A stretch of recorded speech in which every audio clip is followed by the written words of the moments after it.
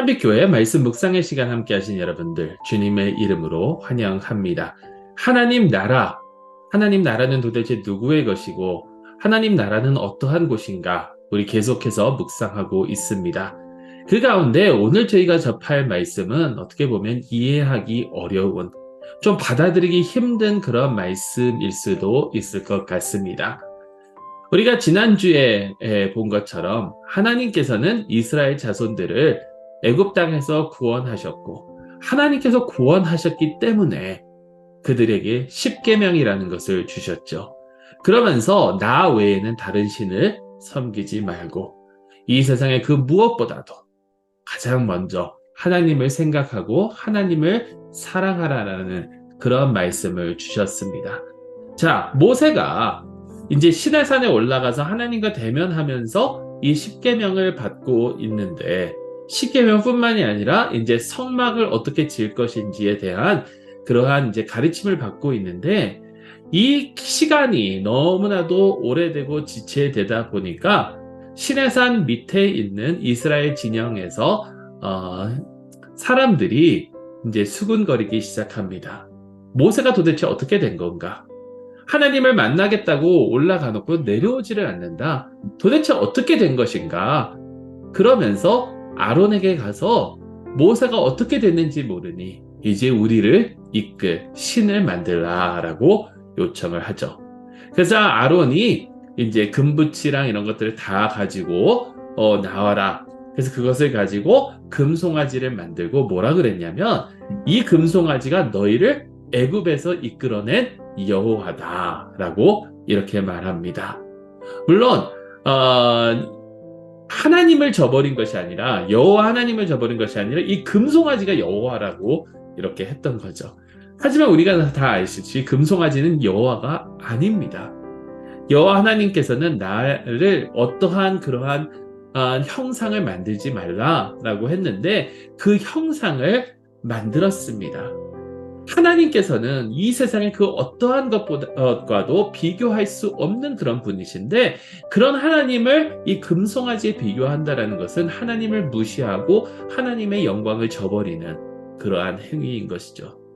모세가 내려왔었을 때에 화가 나서 하나님께서 주신 그 돌판을 깨트리고 이제 이스라엘을 벌하기 시작하죠. 그때에 나오는 그 대목입니다.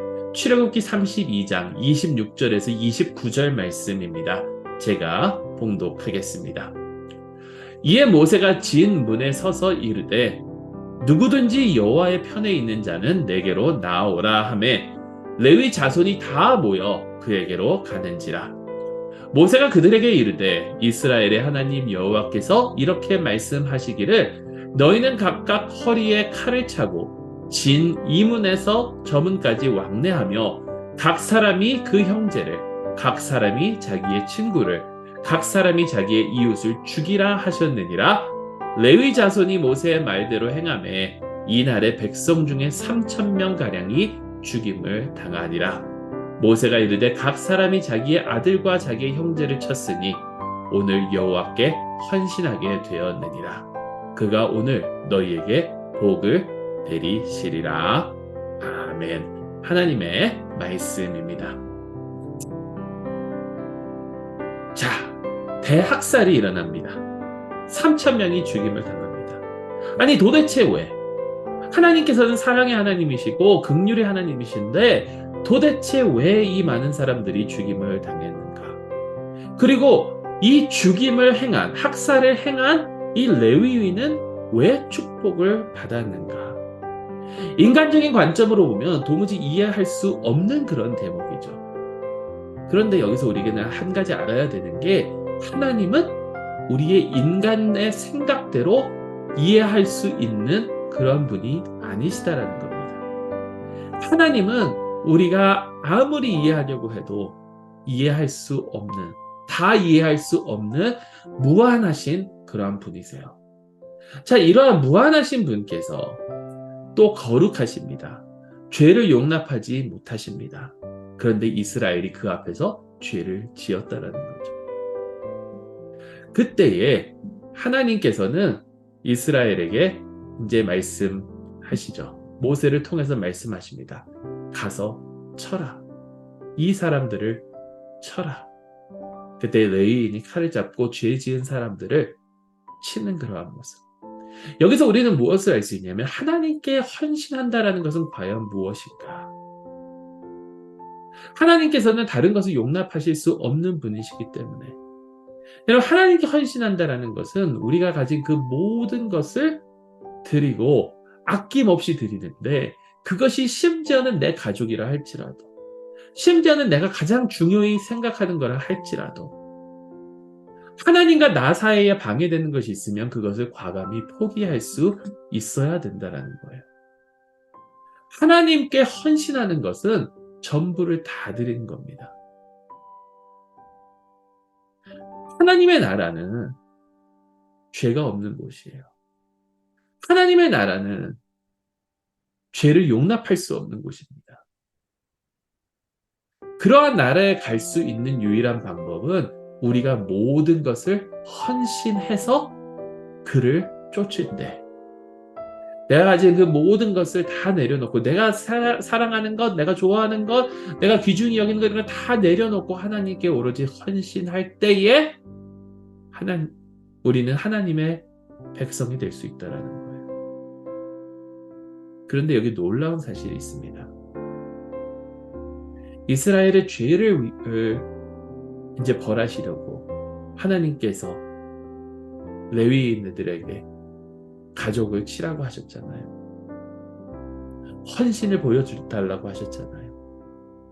근데 하나님께서는 먼저 우리에게 헌신하셨던 사실 아십니까? 당신의 하나뿐인 아들 예수 그리스도를 십자가 위에서 못 박아 죽게 하셨습니다.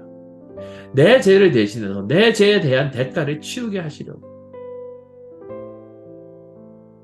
결국 하나님의 나라는 누구의 차지가 됐는가?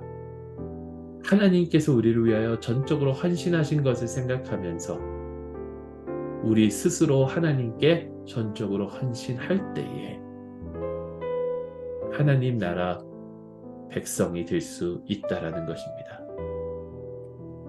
여러분, 하나님께서는 우리를 사랑하셔서 우리를 위하여 모든 것을 내어주셨습니다.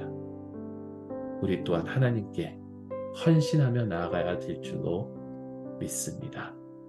말씀을 기억하시면서 잠시 몇 가지 질문 묵상하도록 하겠습니다. 먼저, 하나님께 헌신한다는 것은 과연 무엇을 의미합니까?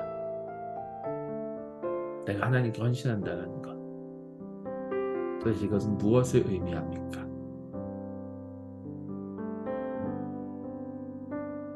두 번째 묵상의 질문입니다.